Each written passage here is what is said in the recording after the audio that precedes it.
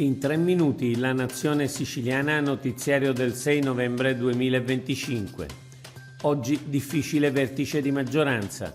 La maggioranza di centrodestra alla Regione ha deciso di andare avanti nell'esame delle modifiche da proporre alla legge di stabilità. La riunione di oggi si terrà malgrado la prevista assenza del presidente Schifani, che si trova a Bruxelles, e gli ultimi eventi che hanno coinvolto la DC e noi moderati. Se si vuole mantenere la tabella di marcia che prevede di terminare l'esame della finanziaria entro il 19 dicembre, non si può perdere neppure un giorno. Approvato l'aggiornamento del documento di economia e finanza.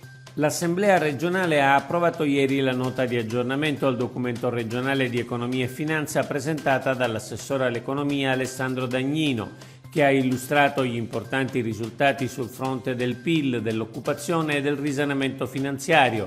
L'approvazione della NADEF è atto propedeutico all'avvio dell'esame della legge di bilancio e della legge di stabilità 2026-2028. Commissione del Senato sì alla modifica dello Statuto siciliano. La Commissione Affari Costituzionali del Senato ha approvato ieri il disegno di legge di modifica dello Statuto della Regione Siciliana, proposto dai capogruppo di Forza Italia e Fratelli d'Italia al Senato Maurizio Gasparri e Lucio Malan, in materia di incompatibilità tra assessore e deputato regionale e sostituzione temporanea del deputato nominato assessore con il primo dei non eletti. Il provvedimento passa adesso all'esame dell'Aula del Senato. Catania, mafia, valanga di condanne e richieste di condanna.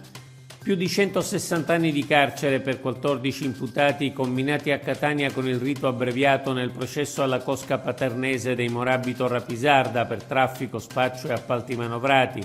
In un altro processo a Catania chiesti 185 anni di carcere per 17 imputati, sempre con rito abbreviato, nell'inchiesta sui rapporti tra mafia e politica, confermata la richiesta di rinvio a giudizio per l'ex deputato regionale Giuseppe Castiglione. Scicli, l'assassino e il nuovo fidanzato della ex.